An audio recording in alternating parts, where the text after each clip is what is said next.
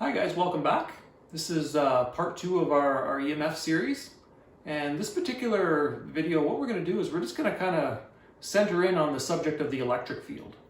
Now in part 1, I kind of just gave more of a brief introduction to the nature of EMFs. And essentially we talked about kind of what an EMF is made of and kind of how we look at the nature of the EMF in the electrical engineering world, where there's kind of 4 key components involved. Now in this video here, what we're going to do is we're going to kind of begin by talking about what we currently know about this electric field entity. It seems to be very mysterious. And we're going to talk about what we know in science, what science is telling us about the nature of the electric field. So we're going to touch on that. And at the same time, if you look down here at this pollution generator again, what I'm going to do is I'm going to kind of demonstrate some of this for you, so you can actually see this electric field in action. So if you look down here, what you can see is that I've actually put a lamp here. Now, I put a lamp here for a reason, because it's something that we all have essentially in our own living space, especially where we spend most of our time, which is in the bedroom. Most of our bed might be surrounded by night tables. We may have lamps on these night tables. These lamps are always plugged into the wall. They're always plugged into the wall, which is very important to remember. And I'm going to show you what these lamps are actually doing all the time, even when you're sleeping, either when they're turned on, they're turned off. It doesn't seem to matter here. So I'm going to kind of show you what it is that we're kind of dealing with this lamp plugged in, because it's really good to see. And at the same time, we're going to kind of demonstrate a lot of this other stuff that's going on here on this pollution kind of board here, where we got a whole bunch of lights. We got all the lights kind of wired up. Everything's wired up here, as you can see. And the nature of that electric field is something it's always there. It's always present on the wires. It's always present like everywhere that kind of powers up your whole home. This electric field component is just always there, unless you have a switch turned off or you have a breaker turned off at the main electrical panel. But it's very important to know that this electric field is it's always there. And this is because the actual power that's being produced in your local area or your local power plant, whatever that is, that could be maybe a nuclear power plant, it could be a result of burning coal. It doesn't seem to matter what that actual process is, but the electric field component that I'm describing here, it's a result of that. Because that power generation process that's happening behind the scenes here, it's always running. It runs 24/7. It really does. It's actually a very inefficient system. And that's because we have the potential here on our wires when it comes into our home, but we may only use it at certain times, right? But again, it's very important to kind of see that electric field component, it's always present, because the power that's being produced is just constantly running. And I'm going to kind of demonstrate some of that for you, so you can kind of see this in action, so you can kind of get an idea of what it is that we're kind of dealing with in our everyday living space. And then after this demonstration's done, what I'm going to do is I'm going to kind of divert this video a little bit in a different direction. And I'm going to give you guys, maybe some new perspectives to kind of think about with the electric field. Because really this electric field, according to my knowledge here, is that our knowledge is incomplete when we look at the electric field. Because, we don't really understand where it truly comes from within, the space that's all around us. Because this electric field is present, it's everywhere.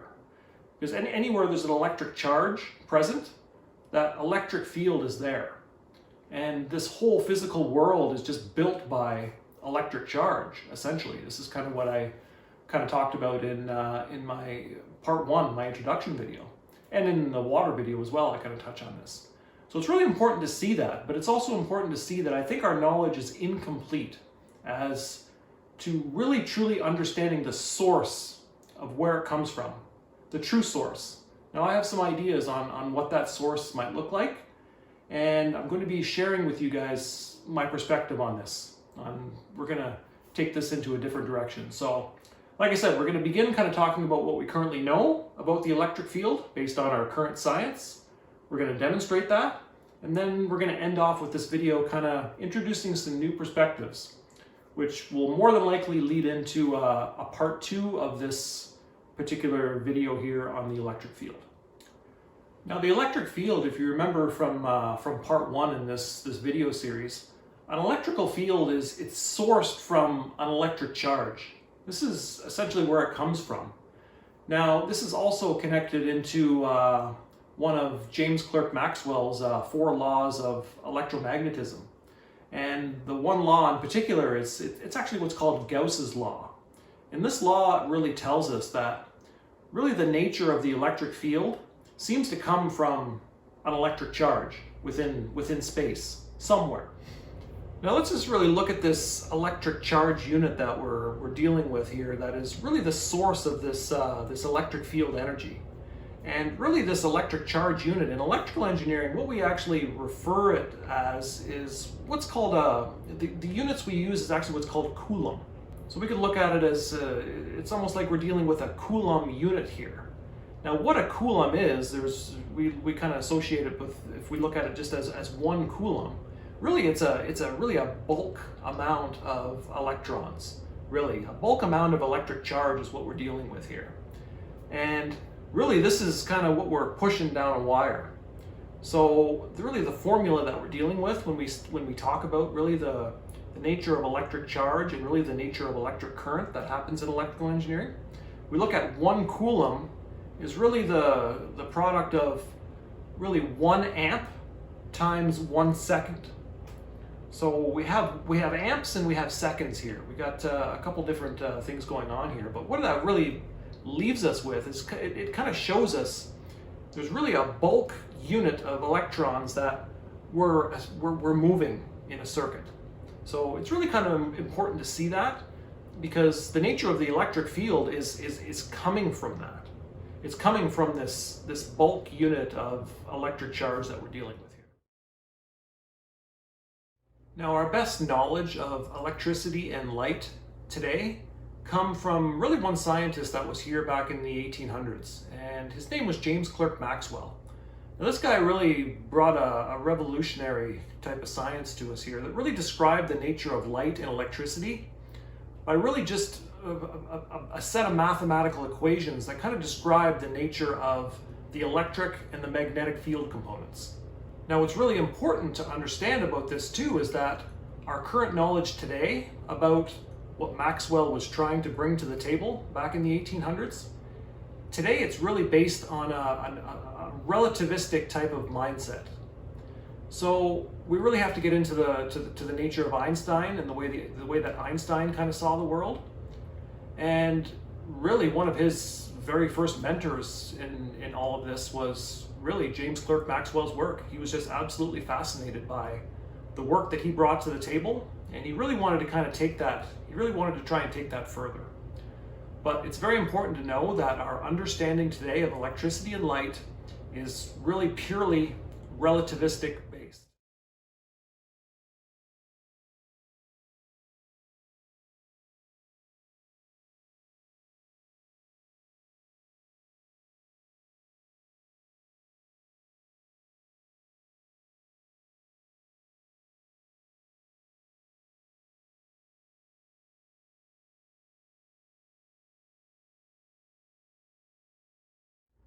Now, in my personal opinion, I kind of cringe a little bit when we actually put James Clerk Maxwell's name to these, because I don't think he truly saw the world of electricity this way. I really don't.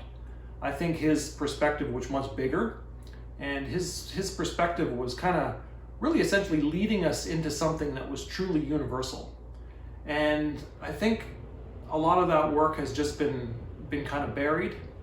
And all of these laws of electromagnetism that we use today, especially in my profession, which is electrical engineering, they all have a relativistic foundation now. And it's very important to see this.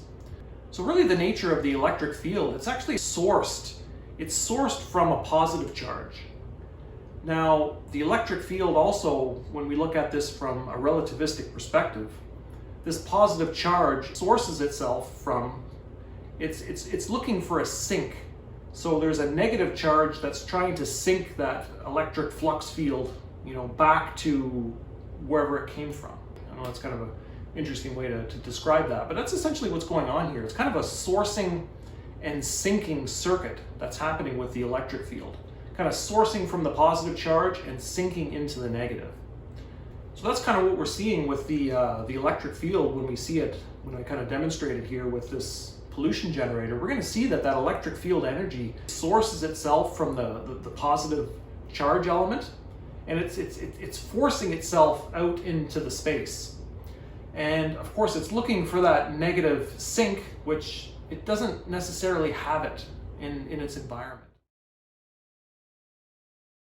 When this electric field radiates off the wires in your home, and we're going to demonstrate this in the next video, I'm going to show you kind of what's going on here. But when that radiation, that electric field radiation kind of projects itself out into the space, one very effective way at dealing with this is actually what we use in the electrical engineering world. It's called shielding, which what we do is we actually take the conductor where the radiation, the electric field radiation is coming from, and we actually put a conductive kind of material around it, around the entire conductor. And what we do with that conductive film is we take that and we actually reference it and connect it directly to ground. So what that actually does is that radiative component of the electric field, that conductive jacket that's around it, that's connected to ground, it essentially drains it right to ground. And you're going to see in the next video, I'm going to show you this, and this is actually a very, very effective way at dealing with the electric field radiation in your home. Now, this is a very, very important subject here. This phenomenon of the grounding circuit here, or the nature of grounding in general in the electrical engineering world, it's really it's a mysterious phenomenon here that we haven't really understood what is truly going on when we actually ground electrical systems. But what's important to know too is what I've kind of touched on earlier in this video, is that where I kind of want to take things to more of a universal perspective. I think this electrical grounding circuit here that we're dealing with, this is something that really physics ignores. It's not a part of physics. Everything we see in physics when we're dealing with essentially the nature of potential, it's something where we can actually look at it as a scalar component or a vector component. And both of these components, whichever one, what we've got here is that potential is never ever zero potential, never.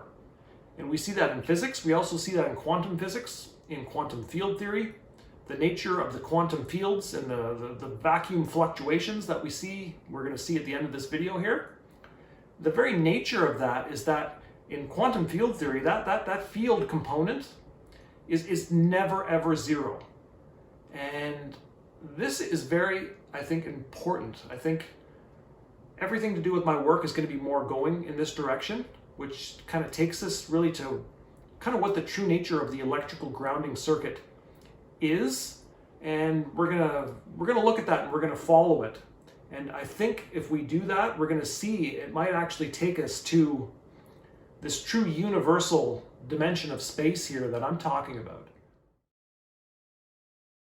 This is something that I actually spend a lot of my time in, doing EMF assessments in people's homes. I spend an enormous amount of time with the electric field. And the reason why I do that is because it's present everywhere. As long as your wires and your walls and everything that's plugged into your outlets, as long as that's on, the electric field is on. And that electric field, it's a field of electrical potential that kind of fills the space to a point. We're going to see that electric field really is distance dependent, so it really drops off with distance. I'm going to kind of show you guys that, but that electric field is just kind of propagating out into the space all the time. And most of the time we're not even aware of that. And that's one of the reasons why I put a lamp here, because most people have lamps next to the bed and they don't really know what's happening here. And that's kind of why I want to show you guys this. So it's important to really see that the electric field really, it's kind of comes out of the positive and it wants to sink into the negative. But again, with our current understanding of electricity, relativity applies here. So we always have a separation between that positive charge element and the negative charge element. They're always separated by a distance dimension here. And this is, again, so important. I'm going to keep kind of hammering on this idea as these videos continue. You can see that the nature of electric charge is the way that it behaves and the way that it interacts, or at least the way that we believe it interacts on the physical world. It's always dependent on distance. And again, that's kind of a relativistic kind of ideology. And it's really important to kind of see that, because when relativity and distance is involved, inertia is involved.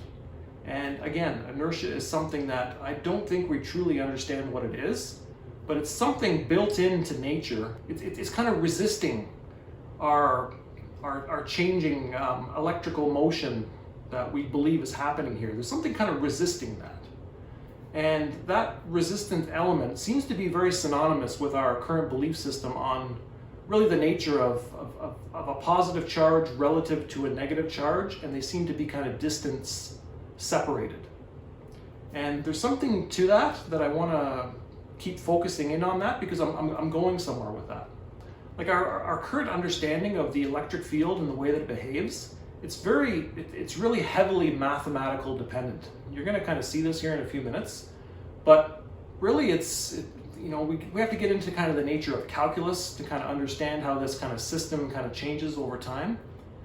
And it really gets very complex with the mathematics, in my opinion. Overly complex than what it really needs to be, because I don't think that's why I think there's something much deeper going on behind the scenes here that we're not quite able to see yet. It's much more simple than this. And that's kind of my perspective, and that's kind of where I want to go and what I kind of want you guys to see. But the nature of this electric field force, because it is a force, it has force acting potential here when it's radiated into the space. And the way that we describe that is it's the force divided into the amount of electric charge that we're dealing with. So this force in newtons, you can see it's really proportional to the electric charge unit that we have here. And it's almost like this force potential here that we have, it seems to be coming from the electric charge.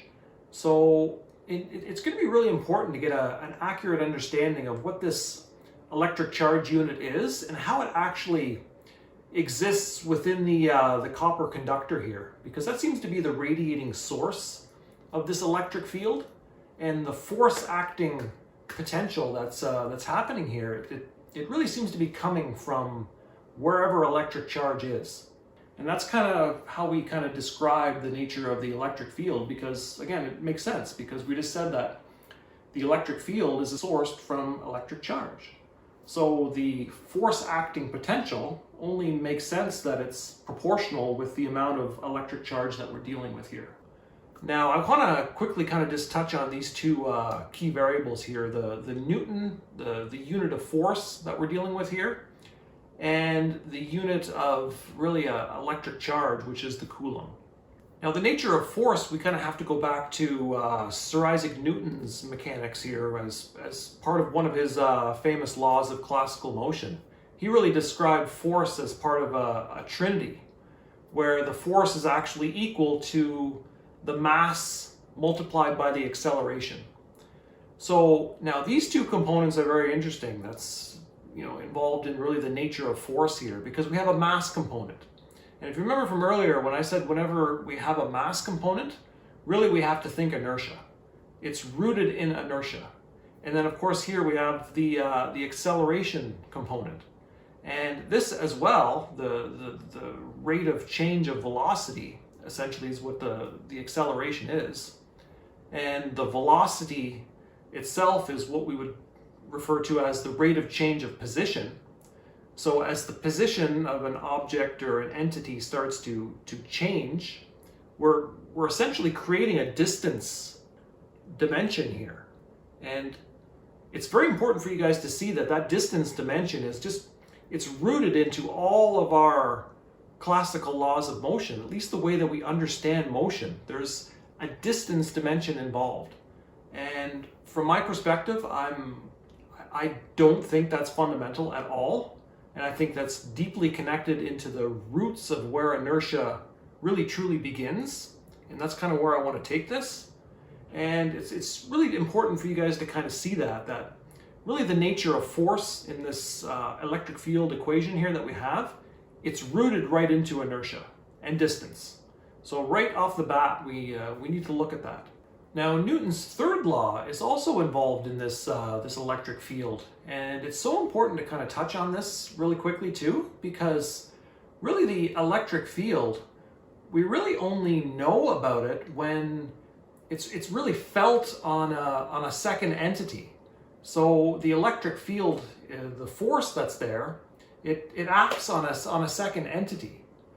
Now, we really have to kind of look at this because Newton's third law is really saying action equals reaction. So the way that I'm seeing this is that the electric field, when it is acting on a second entity, that is really the reactive element involved here. Because we really need to see where the true action is coming from here. And that action, like I said, the electric field force seems to be coming from the electric charge unit. So we really need to go into that. And we really need to go into that to see really where the action begins here.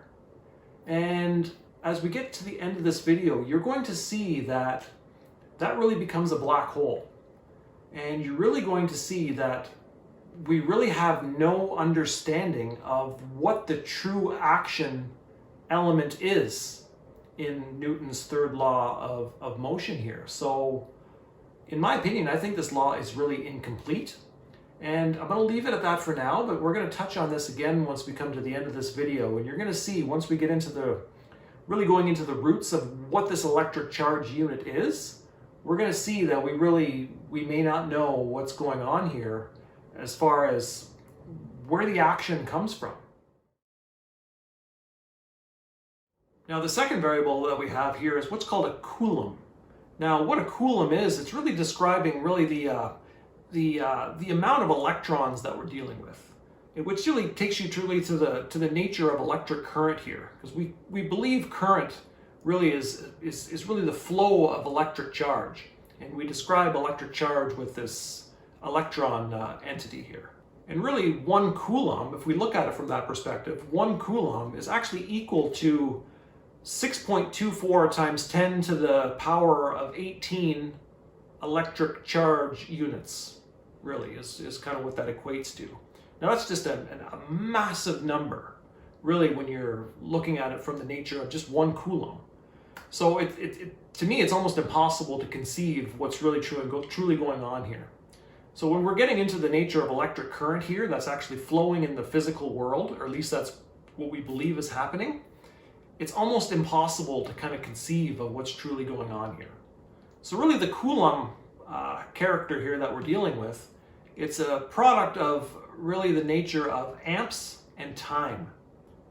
So really what that is, it's really just the movement of electrons, which kind of makes sense when we're talking about the nature of electric current, right?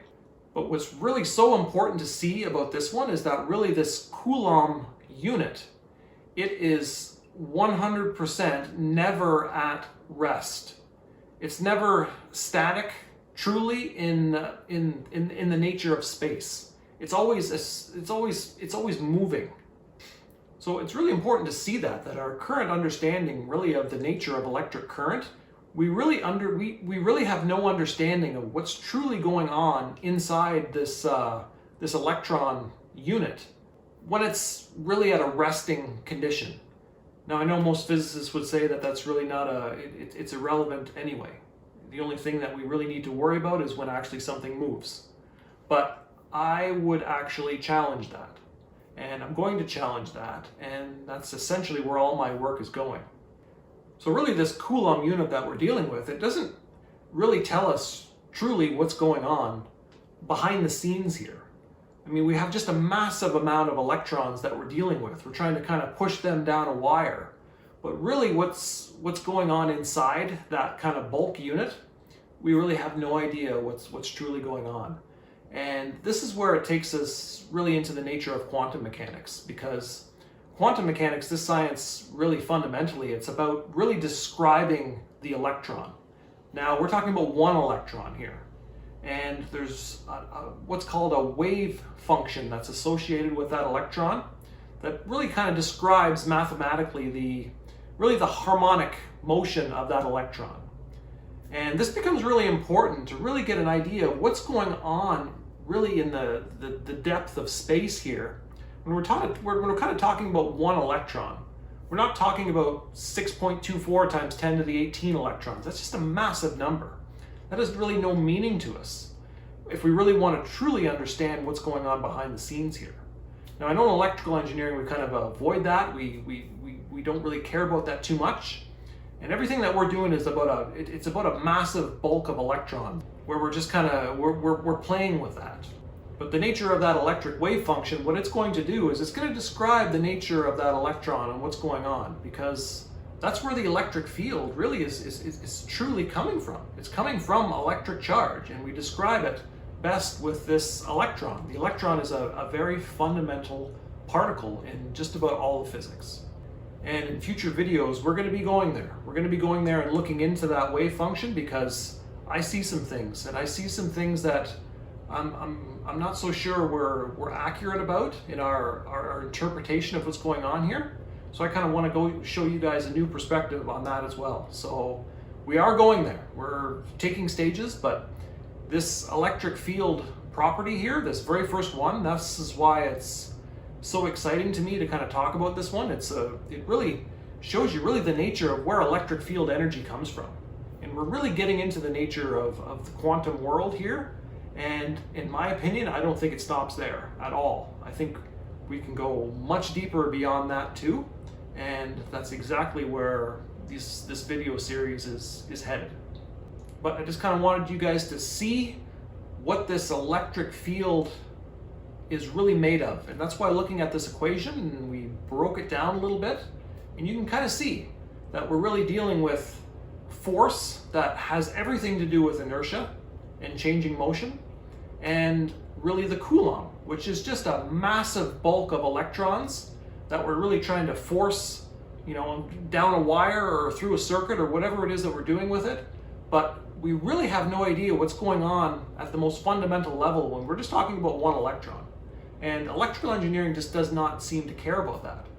And I'm a little bit different on that way, because I do care about that. I think this is one of the most exciting things that's going on here, is to really, if we can really understand the nature of what's going on with one electron. Because personally, in my model, if we keep going where my model is going, really it's going to tell us that there really is only one electron in this universe.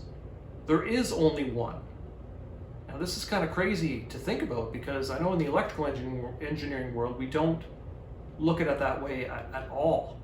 But science is changing, and it's important to kind of keep up with the times here. So I want to kind of just share with you guys my perspective on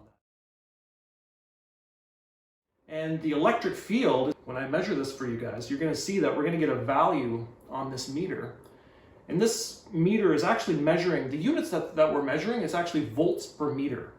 So the electric field is actually measured with, it's simulating a voltage potential within the space here.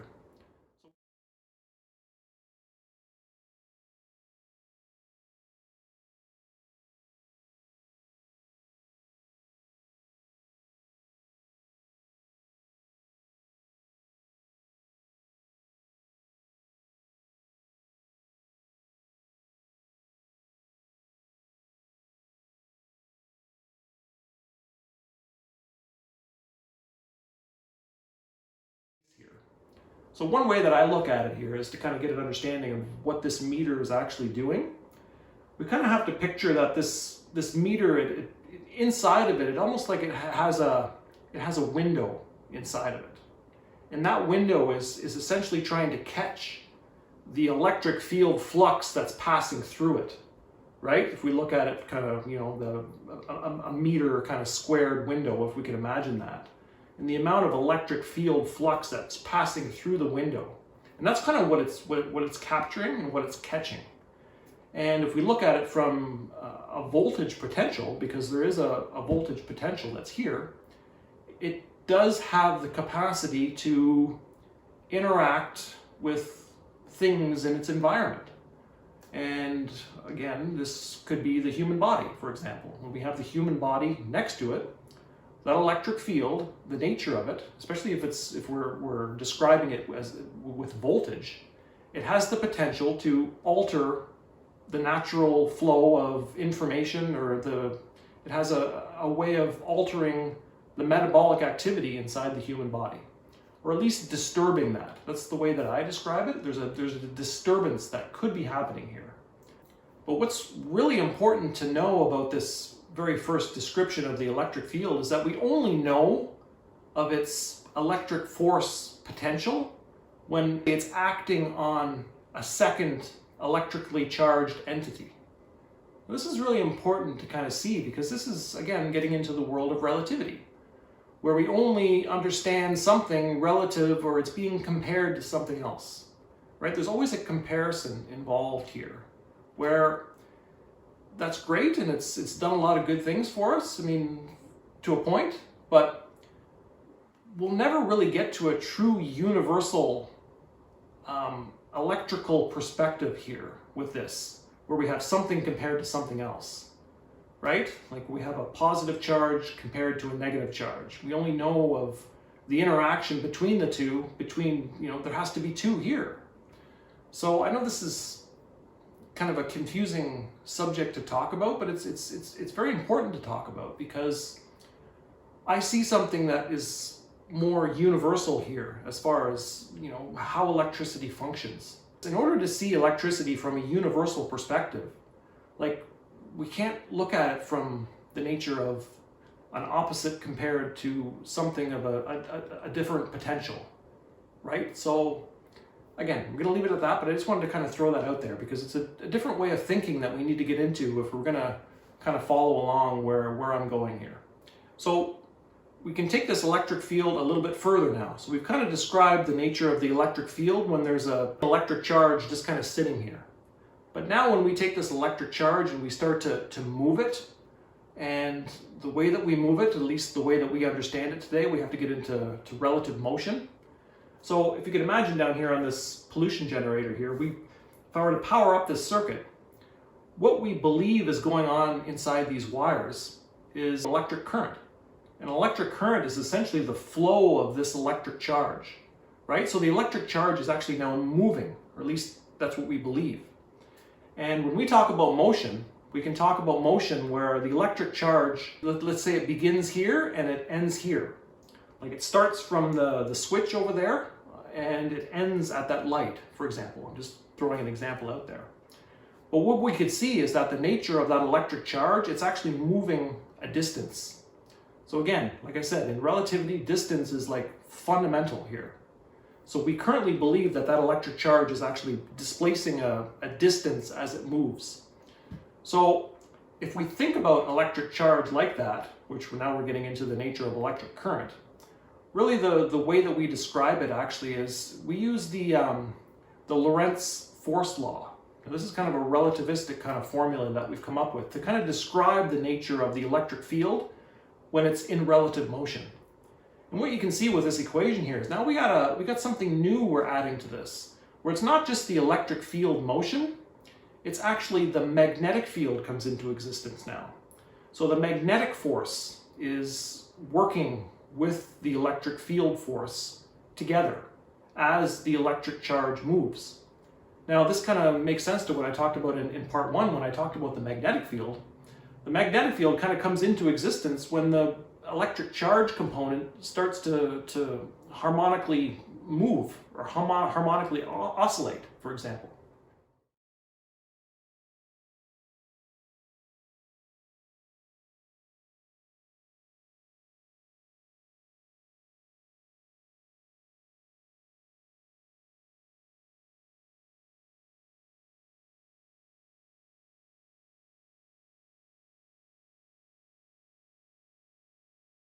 And this actually takes us to a second part of James Clerk Maxwell's equations, which again, I don't think are his, but we're gonna keep his name here for now. We're beginning to Michael Faraday's law.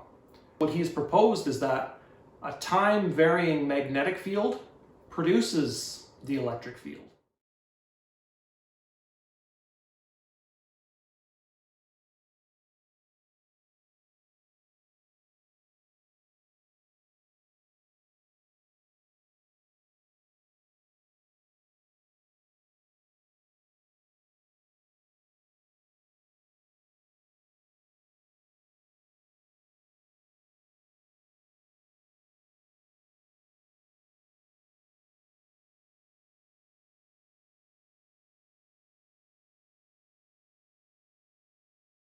We actually truly see where it actually exists in space, which I have a new model to show you.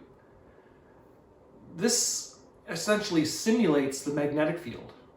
So the magnetic field, I think we're looking at this upside down. I think that's our problem here.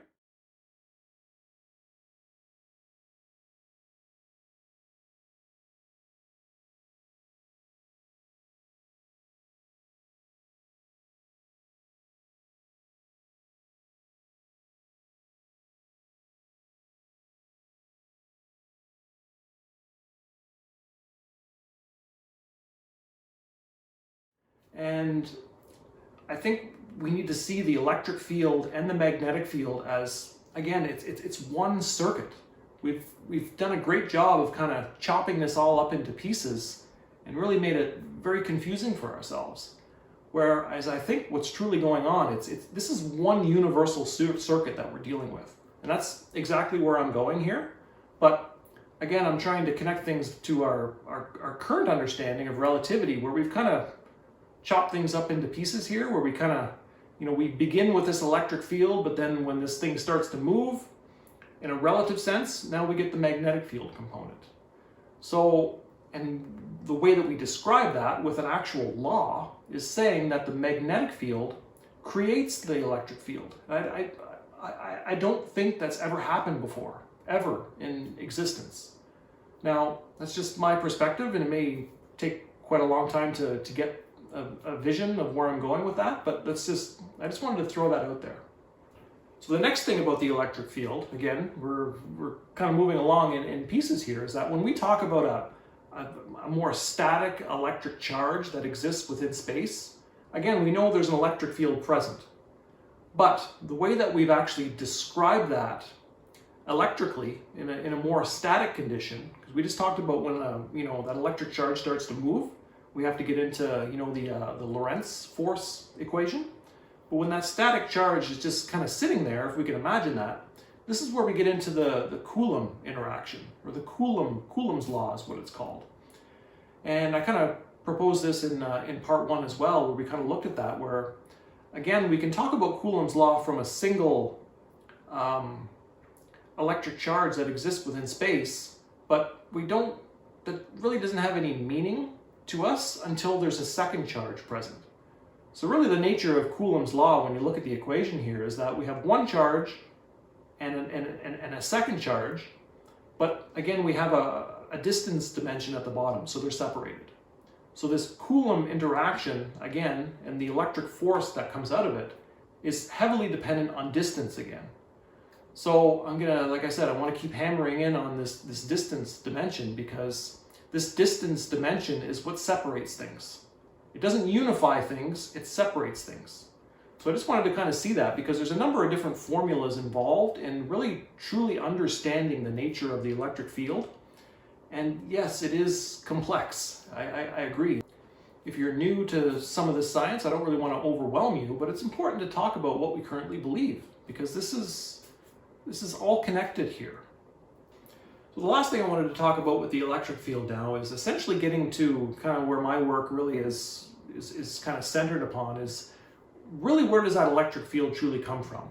Okay, we say it comes from an electric charge, but what is that and where does it come from? Really, there's this whole world that exists that there's just so much that we don't know still about what's truly going on here. So we're able to kind of catch this electric charge in action. We've quantified it, and then we've developed a whole bunch of mathematics to kind of describe how to use it, but we don't really truly understand where it comes from. Now, the best model that I can see that we have here is that the source of this electric field seems to be coming from what we call as a virtual photon source, or a virtual light source, is what the science of quantum mechanics starts to. This is kind of how they describe it. And really, this virtual photon entity here that we're dealing with is really kind of a transient quantum fluctuation. It's a quantum fluctuation kind of exchange between one charge with another. So we have one charge relative to another, but behind the scenes here, we seem to have some kind of virtual photon activity that's happening here that we refer to as more quantum kind of fluctuations, which I kind of get more deeper into when we get into my structured water video. That seems to be responsible with how these two charges interact. And again, this is kind of leading us to a big black hole here, where we're just describing it as virtual photon activity.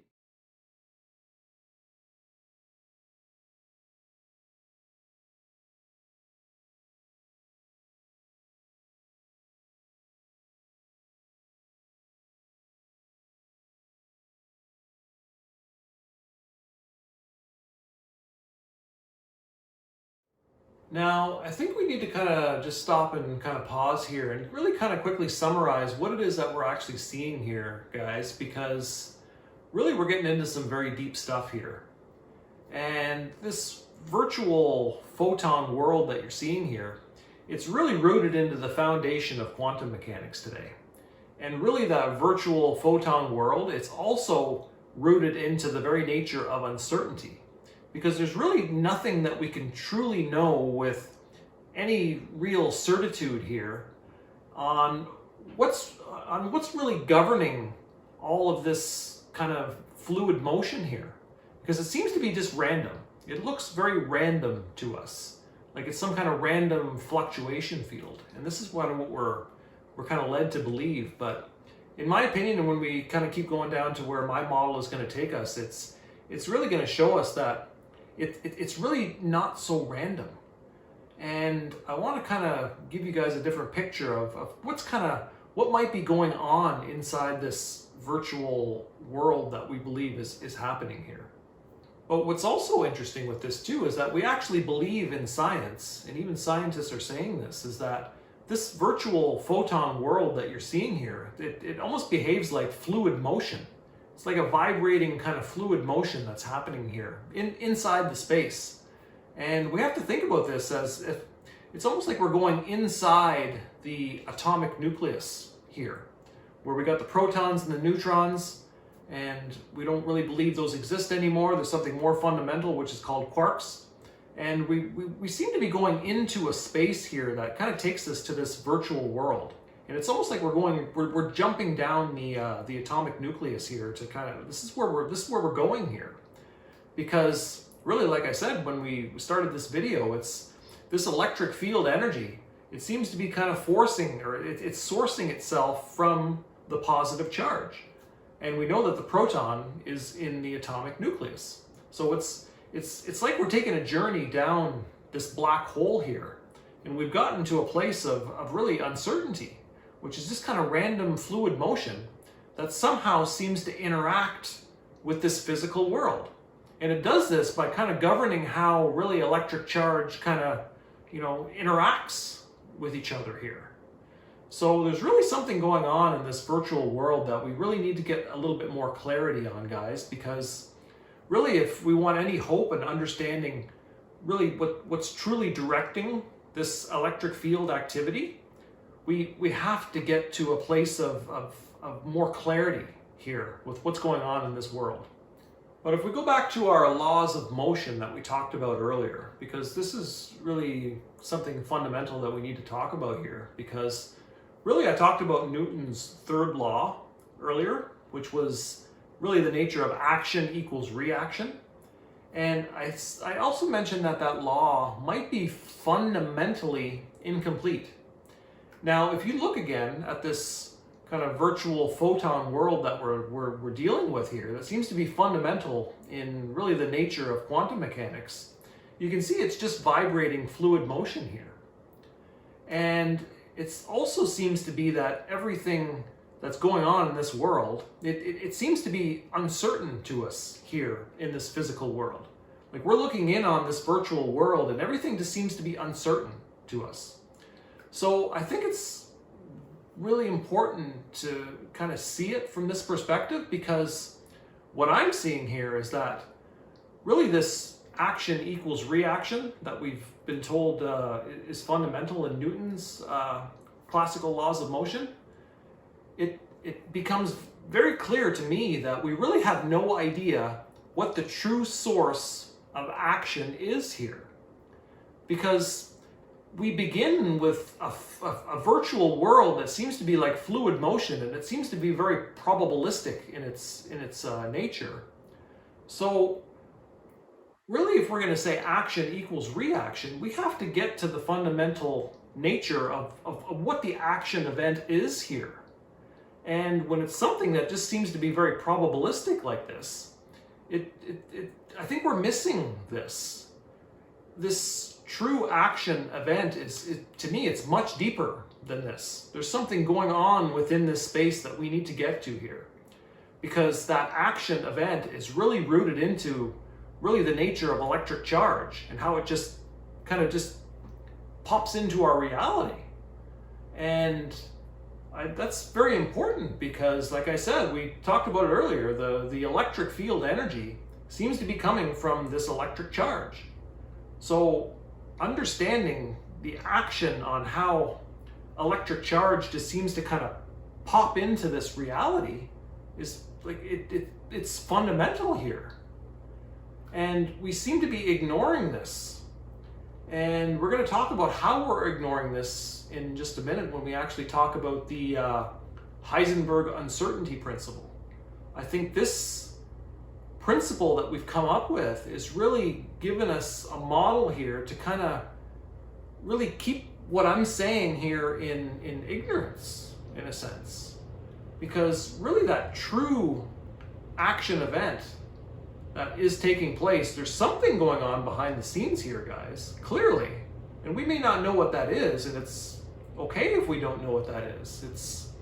It's good that we admit that to ourselves, that we don't know what it is. But we can't ignore that anymore. Now, in my view, really this Heisenberg uncertainty principle that we have, which is really fundamental, again, in quantum mechanics, this, I think, is the right thing that we need to talk about to kind of give us a little bit of more clarity on what might be going on here. And really, to understand this from my perspective, we kind of have to consider the idea that we may have really an inaccurate model of the atom itself.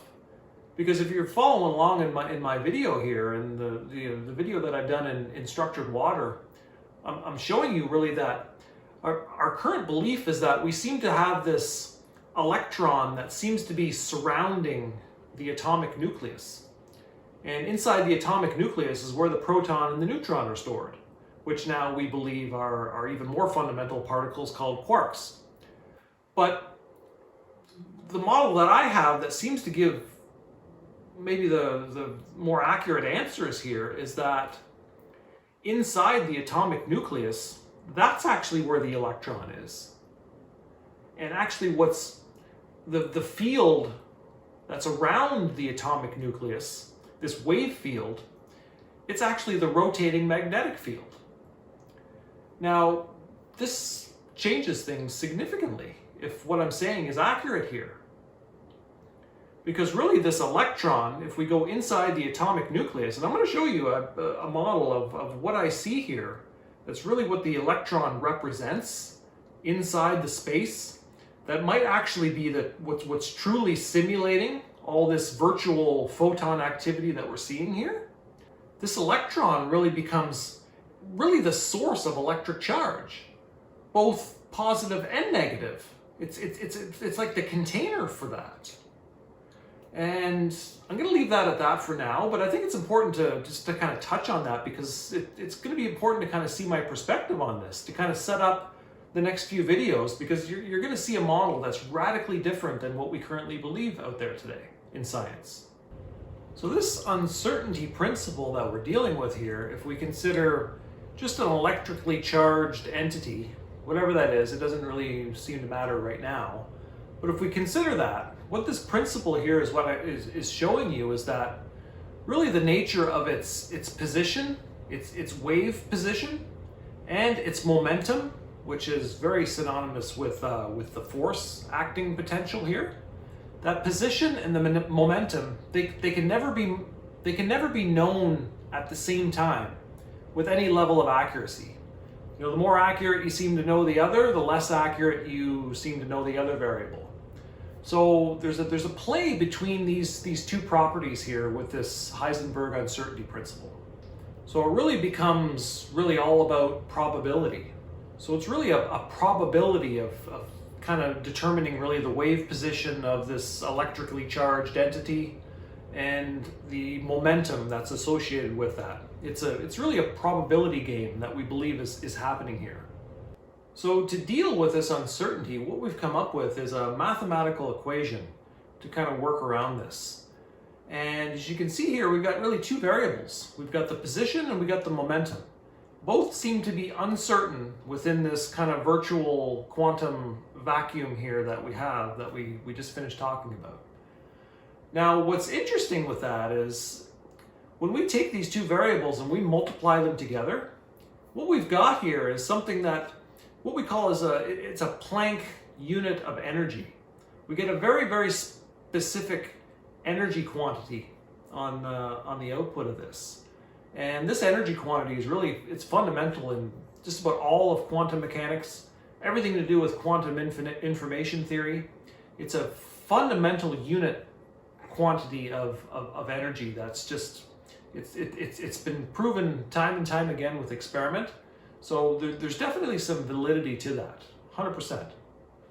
But this is really what we get when we kind of just mathematically multiply these uncertainties, which is great and it seems to work. It seems to be producing results for us.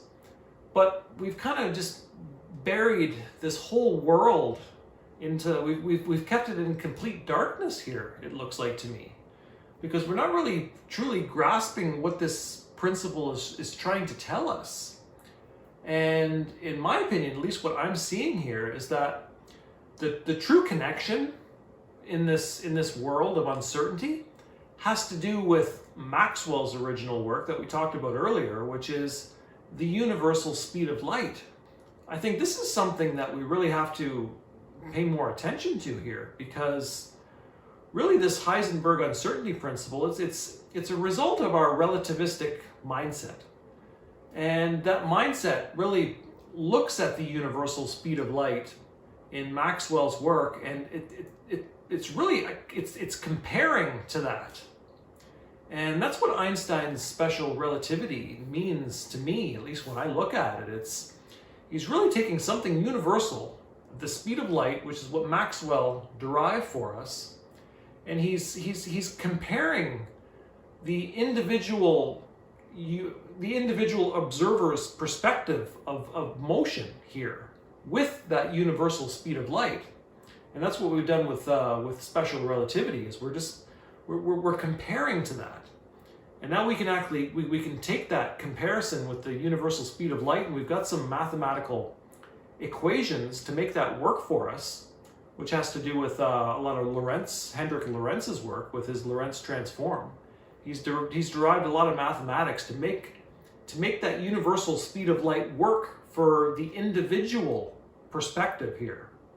So we're taking something truly universal and making it more relative in a sense.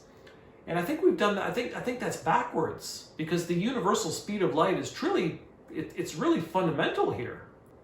Now, all my work is really showing here that this Planck unit quantity of energy that we're dealing with here in this equation, it really is to me, this is a reactive element here.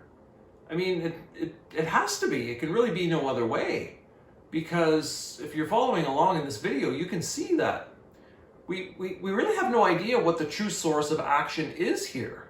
it's buried in darkness. You can see we've already kind of come to this conclusion here, where now it becomes a world of probability, where the position of that electric charged entity with the nature of the force acting potential, these two worlds, which are really what make up the electric field, all we're doing is just multiplying the uncertainties together, and we get a very specific unit quantity of energy as a result. So this is a completely reactive element.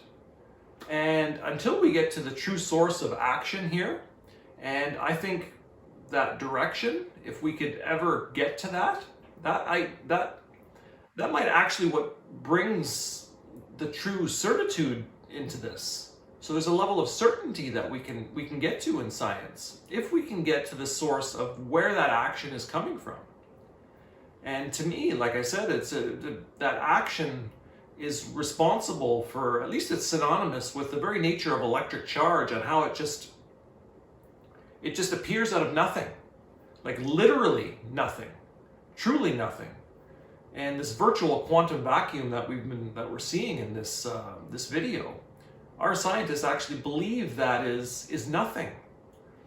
And again, I think we have a misunderstanding of what really truly nothing is as well, because I think that's where we have to get to the true nature of what action is.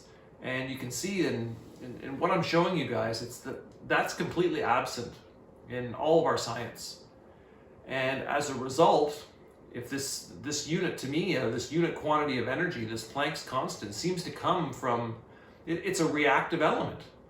And what I'm seeing here is that the only way that we can actually get this to kind of manifest itself into space is if we take two positively charged elements, like the proton, and we speed them up to near the speed of light, and we hammer them together.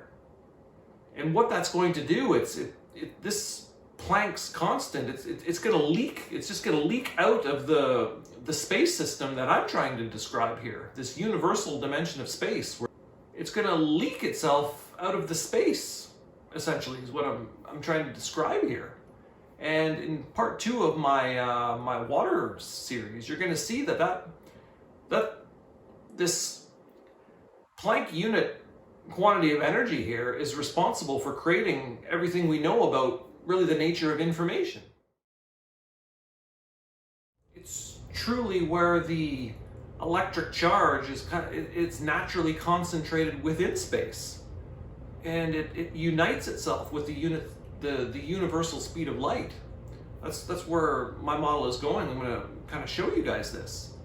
And it seems all we're doing here to get this Planck to kind of just pop into our reality here, which is purely resisted by inertia, is to collide particles together. And Planck's constant is fundamental in understanding everything we know about information. And I think this is this is nothing more important to talk about here, in my view, because if we look at this infective agent that is happening and it seems to be mutating, all this is just information. And the only way we understand information on this planet today, from a quantum perspective, has everything to do with this Planck's constant. It's governing that. It's directing the information. And if this can manifest itself into space by just hammering particles together, and really our best model on this planet as far as science goes is quantum field theory, which is based upon our standard model of particle physics. And I talk about this in my structured water video part 2, because this is where we need to kind of understand this perspective here in order to kind of see that video in the right perspective. Because what I'm showing in part 2 is how that, what's governing this artificial information system that we're creating here on this planet. So we really need to see that our best understanding of energy is it's artificial. And you can see that we're just mathematically just playing magician here to kind of ignore the fundamental reality, which is where the true action is. We can't see that. It's just, it's buried into that virtual quantum world. That's why it's so important. I wanted to kind of touch on this, because the electric field is connected into all this. And we have no way of really truly knowing what the heck is going on here. And if we look at the position of this first variable, the position of the wave position of this electrically charged entity here, if you imagine the wave field that's happening here, it's all probability. So this wave position here, what we found is earlier on in this video, you saw that I showed you guys that really the nature of electric charge, it's never ever 100% truly in a static condition. It's never at rest. It's always moving, it's always doing something. So really when we're talking about the nature of position, we have to talk about it in the sense of the rate of change of that position, because it's always changing. And that rate of change of position is really, that's the velocity. And the speed function comes into this because speed is just the magnitude of that velocity. So we can connect this speed here to the very first variable, which is position. And then when we look at the second variable, we have the momentum. And the momentum is really made up of mass, which is equivalent to energy in Einstein's world, which is rooted into inertia. And then we have the velocity. So the momentum is just the mass times the velocity. And we have this velocity term here again, which the speed is just the magnitude of that velocity. So these two variables here, we have this speed dimension that's kind of rooted right into each one of them. So it only makes sense to me that they have to unite into something universal here. And that's, I think, what's missing. And that speed of light that Maxwell told us about was, he thought it was something truly universal. He thought it was something that was connected to directly into the ether. And we've buried all that work. Now we only know of the speed of light when it's relative to an individual observer's perspective, and we had to do a lot of mathematical manipulation to make that work. And it works, and I'm not disputing that it doesn't work. It's produced a lot of results for us, but I think really we're missing something big here, because when we go on to the next part of this electric field series that I'm doing here, I'm going to show you guys a new model on where how that universal speed of light is essentially united with the electric charge entity here, and it's united into a dimension of space that's really truly universal. And in my work, that universal connection takes us into really what the fourth phase of matter is, which is really a dielectric plasma type of gas that's really just concentrated within space. And it becomes the true source of electric charge. And the speed of light it's united with that system here. And it sits universally within space. And like I said, I'm gonna show you guys a model on this. And I think that's what really is going to help us solve this uncertainty principle. In this plasma type of fourth phase of matter that I'm talking about here, it really becomes the true source of this electric field.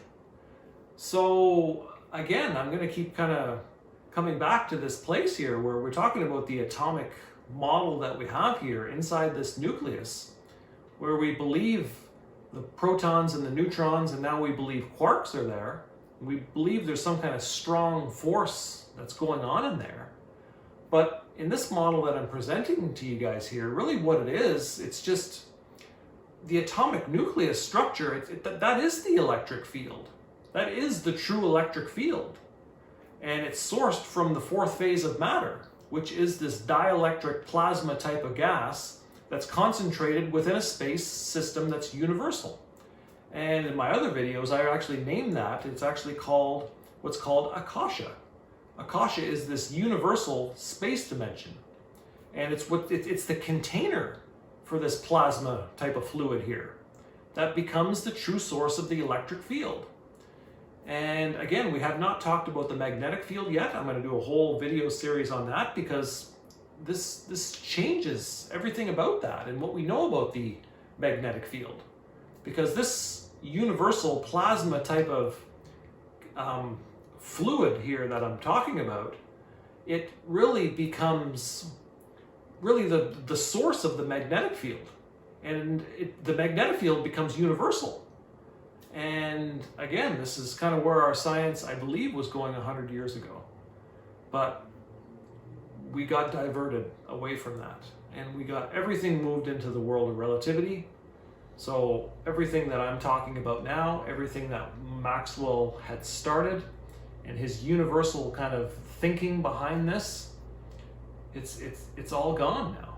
And it just does not exist anywhere in science anymore. And these video series that I'm trying to do here is to kind of give you guys some new ways to kind of think about this, that kind of gets us in alignment to the type of thinking that was happening, you know, over 100 years ago. So really where we're kind of going here is you can kind of see that we kind of understand the electric field. We've got some mathematics, we've got a number of different equations. I've kind of described the equations in a different light, and you can see that the source of this electric field, which is electric charge, seems to come from somewhere that's virtual in nature, and we really don't know much about that virtual world, at least not yet.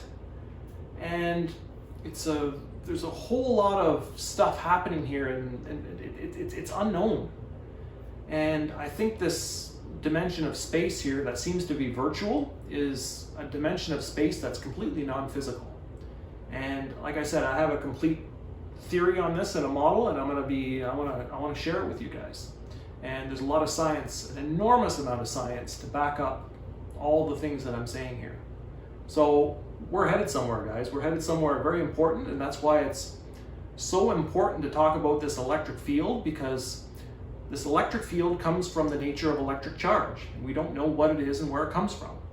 And this is essentially electric field energy here that we're dealing with. And it's going to be very important for us to get a sense of what's going on here. And that's why I'm going to be kind of spending more time on this electric field and the magnetic field, which probably this electric field, I might have to split it between a couple videos here because there's a lot I want to cover. The same thing with the magnetic field. And once we get a better understanding of what's going on between these two, the other two components that we talked about, like dirty electricity and harmonics, and the nature of wireless electromagnetic radiation, it's all a play of these two entities that I'm talking about here, the electric and the magnetic. It's just a play of that. And really the only difference when we get into harmonics and we get into the nature of electromagnetic radiation or light is essentially the frequency. This is really the big change that we're seeing here, is that frequency is something that's shifting here. And once we start to shift frequency with this electromagnetic component, there's a lot of stuff going on here that we need to talk about. But the last thing I wanted to talk about on this too, just to kind of summarize this description of the electric field and what we currently know about it and kind of what's still unknown, is that there's a very fundamental constant in physics today. And just about every physicist will be familiar with this, and it seems to be probably the most mysterious one. And it seems to be very fundamental in just about everything that happens in physics. And this particular constant is what's called the fine structure constant.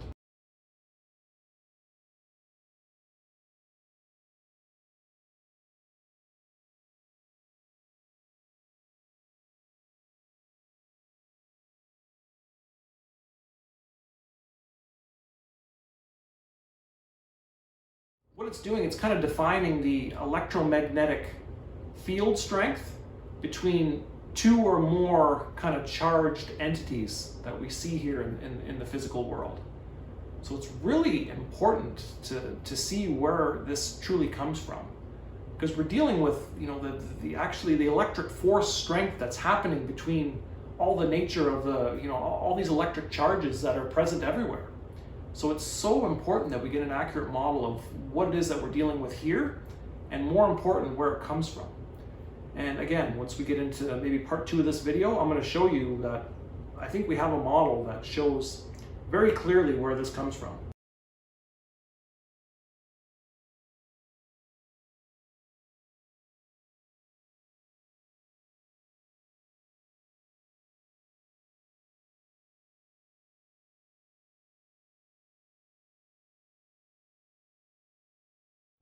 And I've kind of taken this idea and expanded on it significantly.